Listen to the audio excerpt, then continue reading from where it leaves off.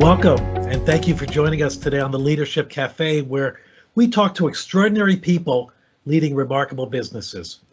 We're your hosts. I'm Richard Citron. And I'm Michael Couch. And in times like the disruption that we've all been facing in 2020, we found it to be very entertaining as well as enlightening to turn to some of our finest local and regional leaders and find out how they are handling all this from a leadership perspective, how they're directing their businesses, how they're leading their employees, how they're helping other leaders, and also contributing to our communities to try to help everything run a little bit better through some rough times. And I think we can all agree that that's useful right now. I agree with that. Okay, good. But before we get too far along, we want to thank our sponsor, Vaco, a global talent solutions company. We really appreciate their support of the Leadership Cafe. You know, if you've been listening into the cafe, you know that we've had some really amazing leaders come in, but it's rare that we have a chance to talk. I have a chance to talk to a leader who's been a mentor for me. So I am so grateful to have Aradhna Oliphant joining us today. Aradhna is president and CEO of Leadership Pittsburgh, which I can say is the premier leadership development program in the region. I can say that because I am a graduate of Leadership Pittsburgh. Which class, Richard? You have to say your class. Class 24, the best darn class ever, as we say, Leadership Pittsburgh.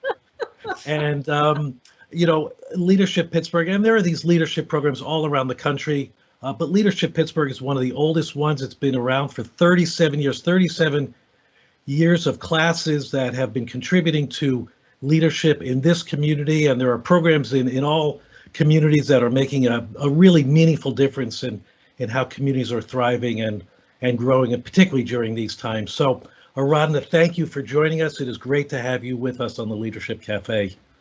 Oh my goodness, well, what an introduction. Richard, you are a mentor of mine. And Richard, you have served as an executive coach for me and my team. So, my goodness, this is it's the best coaching relationship is mutual. Mm-hmm. You know, that's the best way it works. So there's learnings all around. But it is great to have you with us. So tell us a bit about your background, how you got to where you are, and of course some things about Leadership Pittsburgh as well. Wow. Let's see. I'll take the personal first, because it's, you know, we all have these personas, especially in jobs like the ones that I'm privileged to hold, that people don't get to know you really, right? I mean, so I'll take the personal first, because I trust the both of you, you know, So I'm an immigrant to the country, not just to Pittsburgh. So, but Pittsburgh was not the first place we landed. I came here as as a result of a what we in this country call a pre-arranged marriage. Yes. Wow. And that's not something that most people who know me now go like, you? I just fell out of my chair on that one. So. But anyway, and Pittsburgh was not the first stop as immigrants. We were first on, you know, the East Coast, right? That's where immigrants generally come, East and West Coast. And so we were on the East Coast, and about almost 20 years ago now, one thing led to another, and we ended up in Pittsburgh. And we thought, my then husband and I thought, we're going to be here for like 3 years. We were young then, you know, we do the young stint of, you know, young couple and go back to the East Coast. I was not working outside the house at that point, and he was in the financial services industry. In PNC was not as large as it is now. It's one of the 6 largest banks. So there was not that much activity going on around here in his line of work. So we thought we'd go back to New Jersey, where he had some of his family too. Well, he's not here. I'm not married to him. I'm still here. And when I travel, people think I work for the mayor's office when I used to be able to travel. I love Pittsburgh, and I didn't want to come to Pittsburgh. We have raised 2 wonderful boys, who are young men now in Pittsburgh. And They love Pittsburgh. One of them might be moving back to Pittsburgh to grow his business here after having worked for McKinsey. And so, I mean, and I'm married, remarried. I've got two wonderful children from my husband's first marriage. I've got a cute little dog. She's a mouse. So that's a little bit about me. I live on the east end of Pittsburgh and love living in the city. Great, great.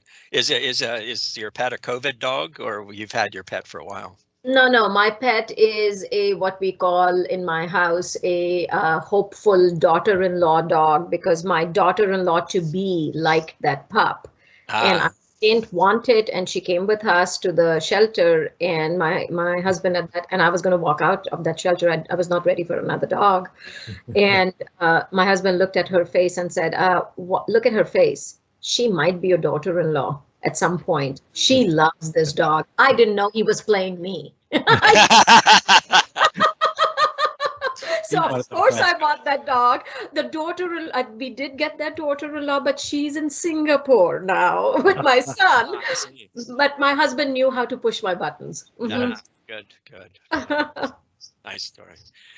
Yeah, so of course, here on the Cafe, we talk about leadership, and there's so many different angles that we could approach this, given your work with Leadership Pittsburgh, and then, but also the multiple boards involved in the community. So, but why don't we start with Leadership Pittsburgh and the perspective? So you're about ready to recruit class number. What are you up to now? The class number of the program that Richard went through, which is our senior established leaders program. We started the class. It's class. Okay. Yes, just started the class. It's class number 37. We have a young leaders program or an emerging leaders program, and that class is 28. They have just started. The retreat is tomorrow. We met a few of them last night. The strongest ever showing in our LDI class in terms of number, quality has been maintained. As strong a class of Leadership Pittsburgh, which is our senior leaders class, as last year and years in the last 5 years. So about 60 people. But the most important thing is the quality is rock solid in both the programs. So our board did a fantastic job. Nice. And it also shows, Michael, that people are the right people. The people who care about community are not going to be daunted by the challenges of may not be able to meet in person. Sure. But one of my board members said as we were recruiting that, frankly, those people who don't want to engage with our programs because some of it might be virtual, we really don't want them in the program. Those are not the leaders. Times have changed, and those leaders who are not willing to adapt and actually gain new skills and new networks and new perspectives while this is happening in our region are not going to be community leaders in the long run anyway. So we don't want them.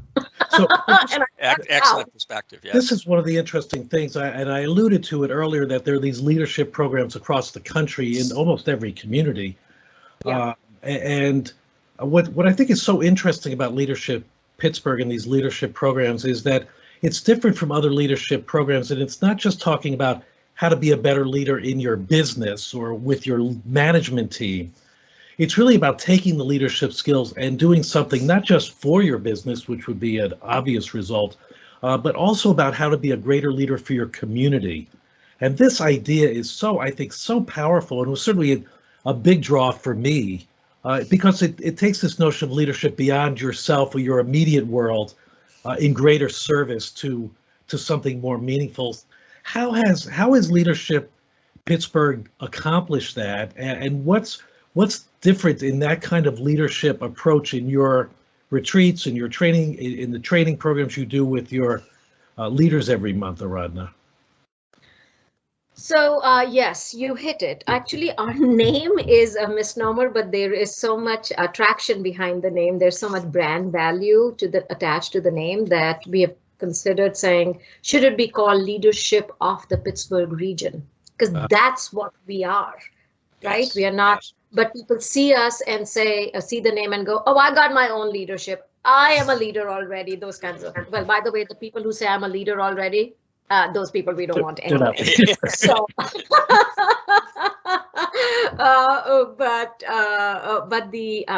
so yes, so it is about leadership of the region, and it's not just even Pittsburgh. We have candidates in this year's class all the way from Waynesburg and Westmoreland County and Beaver County and all of that. So it's the regional approach.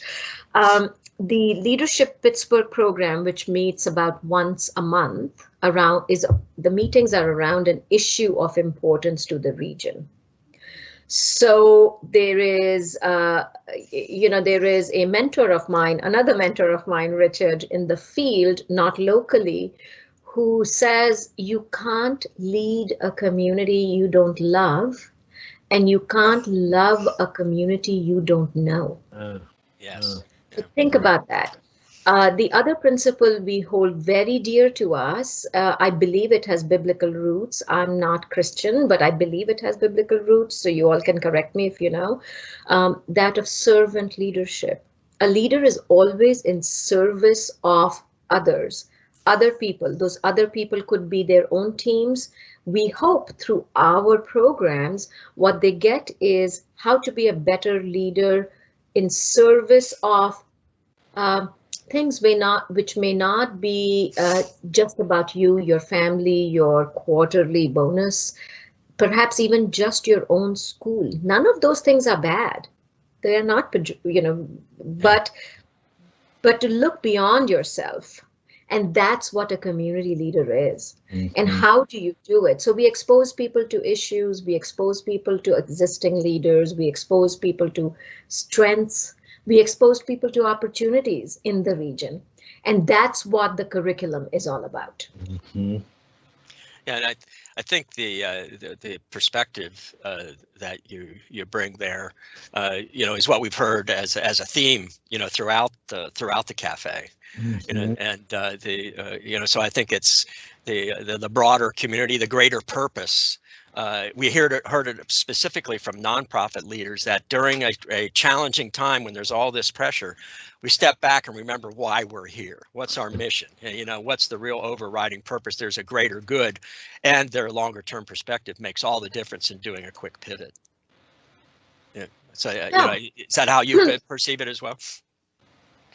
Oh, there are, at any given moment, you can talk about resilience that Richard talks about in his book, and you all talk about in your new book as well. There are lots of ways of looking at leadership. The biggest thing for a leader is, in my opinion, is self-awareness. That's where it starts. Yeah. If you don't know who you are, what your challenges are, what are you going to tell others? Yeah. Yep. In the long run, you need to know what you stand about and be flexible in listening about what others stand for. The purpose is not just for the nonprofit world. Governmental leaders should ask, and the good ones do. The business leaders should ask, and the good ones do. What is my purpose? I'm a CEO of a large company. What is my purpose? Is my purpose just to milk the stock for my own gain and be out of there? Is that the legacy? The good business leaders don't talk like that. Yeah, they value the stock market. Yeah, they should. That's their job. But they always talk about what is my purpose here. Mm-hmm. Mm-hmm. Nonprofit leaders can talk about what is my purpose here because of the world that we live in, right?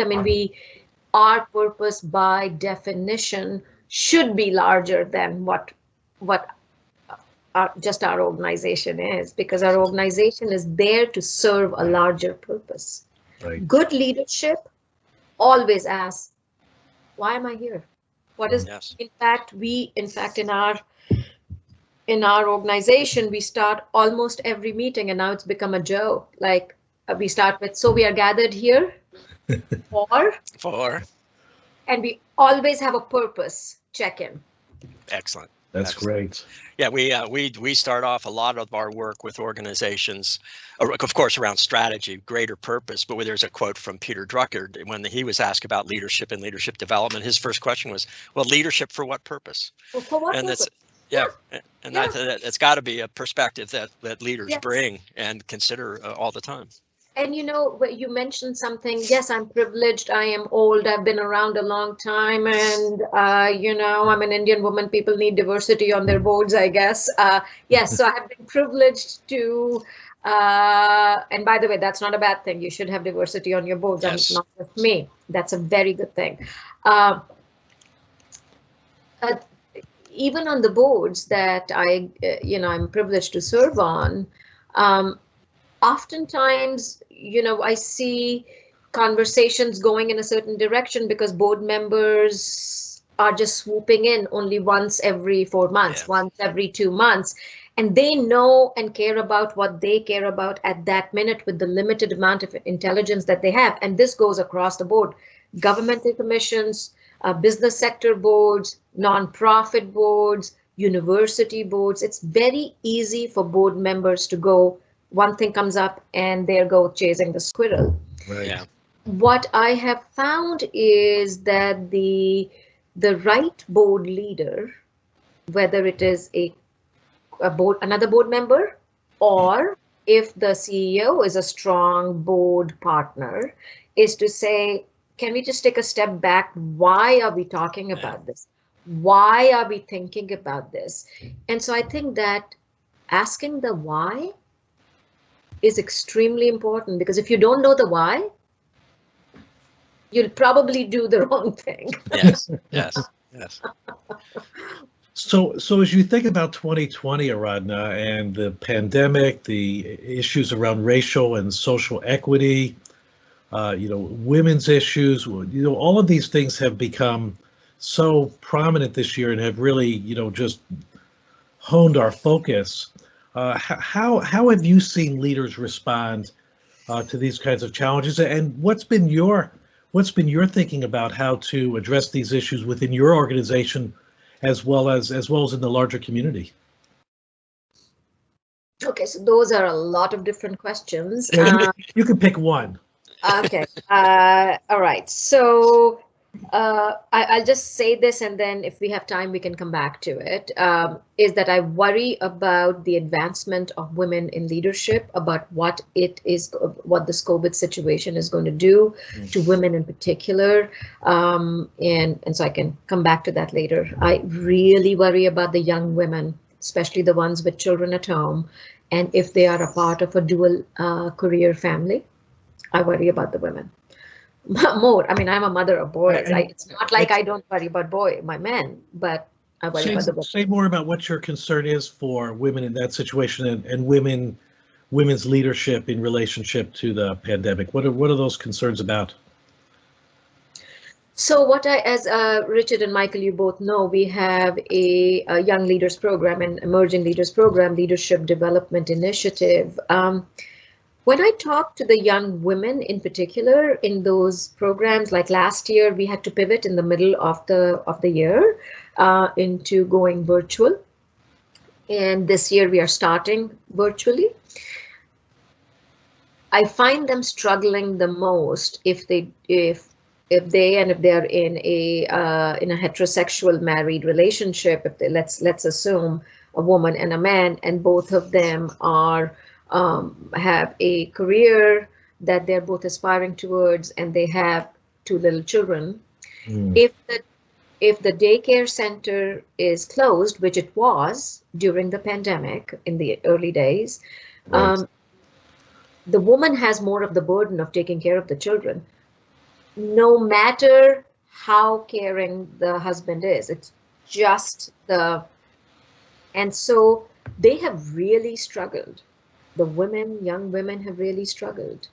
And my worry is that in that struggle, they're going to lose the little advantages that we have made across the globe for women in leadership, and how much farther behind women leaders will fall behind, because all studies have shown that that it is in that gap between their first management job and their second management job.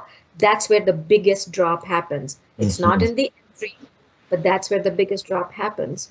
And it is that what I worry about. Yes. Got it. Because Yes. those are the child rearing ages. Those are the places where, so I think our managers of young women or young caregivers who of people at that level need to be, if they want to talk about equity, they need to be hyper focused and be empathetic about that. You know, that's even so, in the, even in the course of this pandemic, losing that year or you losing those opportunities can be significant to a woman's career. Yeah. Very significant. Imagine losing 1 year of opportunities. And the other thing I caution our male colleagues is don't assume that because the woman has 2 children at home, that your empathy is not giving her the assignments. Right, right. That's not empathy. We should not. I've been part of boards where the most well-meaning men have said, you know, we can't. Let's not ask her to do that. She's so busy. Like she's got children. Like why don't we change the meeting time so that she can meet while her children are in their at school? This is pre-COVID. You know. Right. So let's not be patronizing. Yeah. Yes. Well, and we are privy to research by 2 large organizations. They're keeping track of their employees. They're doing more surveying, which is fantastic. And they just did a follow-up survey in one 20,000 employee business, and almost beyond those who are in the retail setting, a very strong percentage of folks want to stay at home. You know, and male and female both. So this is going to continue. So the idea of how do you, we just talked with the CEO who is really pushing for, you know, project management and cross-functional teams activities to really grow and continue through this, because that's where the experiences come that build leaders, as you well know. So I think that's a very interesting perspective. It's something that leaders obviously need to be prepared. What does leadership development look like now? Yes. What does good career development look like now in a changing world? Right. And one-on-one contact of leaders with their stars is extremely important. They have to do that. If they find that person has potential, demonstrate your interest in them.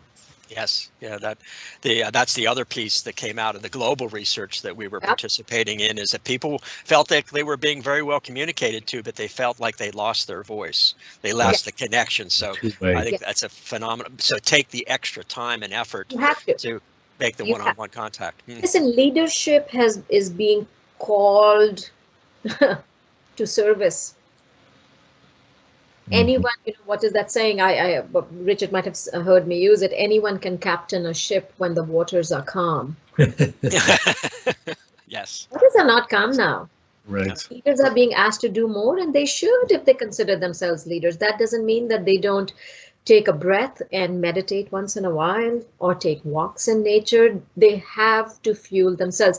You know, I don't want to, the original question that Michael, you asked was about the social inequities and economic inequities, and what is my perception on the 20, you know, as others have said, that is the other pandemic, and 4 centuries of racism is and maybe because we were all hunkered down, I don't know, that maybe that, of course, the tragedy of the killing of George Floyd, but during this era,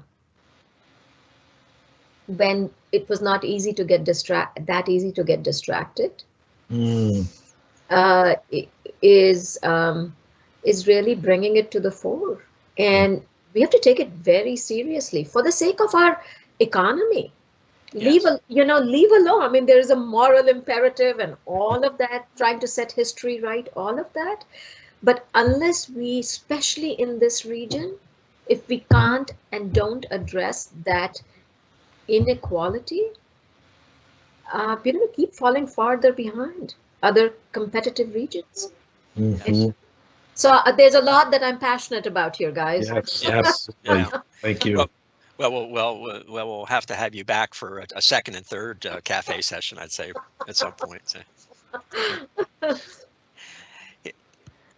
Go ahead, Mike. Yes, yes. So we've touched on a lot here, but one of the things that we've been consistently asking across the cafe sessions is that we read every day in the news what the pandemic is doing to us.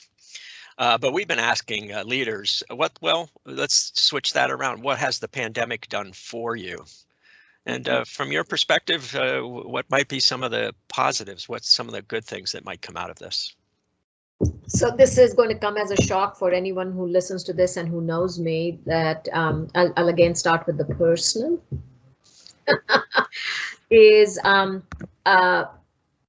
I thought I would hate working from home because I'm this, sort of this, I love people. I still love people, but I like to be around people. I am what people call a classic extrovert. What's interesting, Michael, is what has it done for me is, and I consider this a positive, is I've realized I'm not really that much of an extrovert. I'm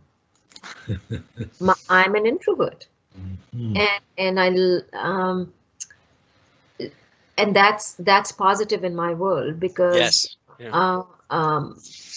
many a times when we speak, especially as you all know, I deal a lot with business sector leadership, and people talk about those classic traits of extroversion being the best in leadership. I mean, you all know that, you're experts in leadership. That is not the real research proves that that's not true and necessary, but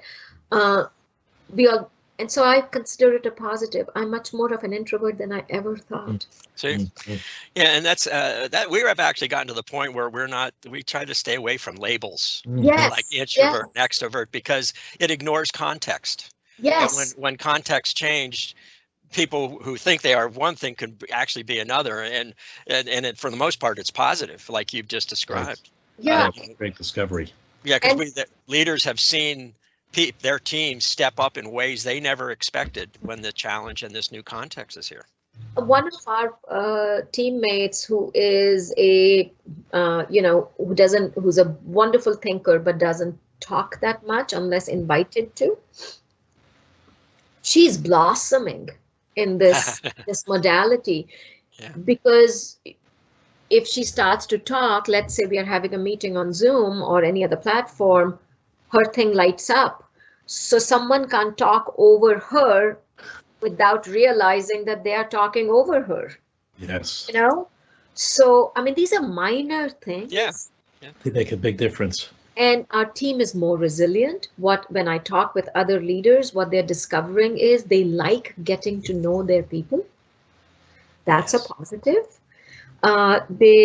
What I also find, what has the pandemic done for us, and I'm sure you have heard this from other people, it allows for innovation faster. That rapid prototyping. Yep. I mean, I always have loved that. I'm a big believer in design thinking and rapid prototyping. But now others around me in any setting that I'm in are also catching, not that they were behind, but it's become way more apparent. Yes. Everybody's having to act more quickly. Yeah, we had a great discussion with Lisa Scales, who I know you know from the Pittsburgh Food Bank, and she talked about the fact that they suddenly realized that there were people in houses that couldn't get out and get food, so they had to do home delivery. And they started talking on a Sunday and had it in place by Friday. And she said in the past that would have taken us probably 6 months and 7 lawyers to get done. But now they found out they could be much more innovative, and that has been a theme throughout the cafe. Innovation. We can be more innovative than we thought we could. We could be quicker. Absolutely, because constraints. I mean, that's what design thinking is all about, right? It poses some constraints and says, think because of the constraints. Yes. How do we use that? And the constraints force you to come up with solutions that you may not otherwise have. Now, granted, I don't like this set of constraints because it has cost a lot of human caused a Yes. lot of human tragedy, economic tragedy. But if you take like really far removed view, this is a constraint. And I've seen banks sort of like turn around. I've seen engineering firms turn around. And Lisa Scales, of course, she's a tremendous leader. Very, very, very proud of the fact that we can call Lisa one of our graduates. And she's just remarkable. She's remarkable. Yes. Yes. Yeah, in fact, Lisa, I think was in my class, if I'm not mistaken. Oh, Well, I see. See, that was a phenomenal class. That's the best That's, class ever. I see. Best class I see. ever. Yeah. Well, go ahead, Mike. Yeah, well, we could go on talking obviously forever. I always enjoy hearing your perspective, and I don't think I've ever seen you down either, which is phenomenal too. My family came here in 1980, exact same thing, thinking we would just be here for a couple years. Well, we're going to retire here, and it's just thank you for the contribution that Leadership Pittsburgh has made to supporting and sustaining the community that we really love here, and can't wait to see what's next. Yeah, thank you. We don't do it. We do it through our alums like Lisa and Richard and many others. We are just a vessel and a vehicle. Our work is done through the leaders, our alumni. Yes, great. Well, Aradhna, we want to thank you for joining us today, of course, and this has been an amazing discussion. What's a good way for people to reach you and Leadership Pittsburgh? Your website? Our website, www.lpinc.org.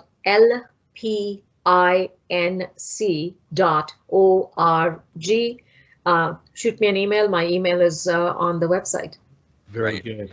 Great. And of course, as thank you for joining us today, we're going to be sending you a copy. I know you already have one, but we'll add another one to your library of our book, Strategy Driven Leadership.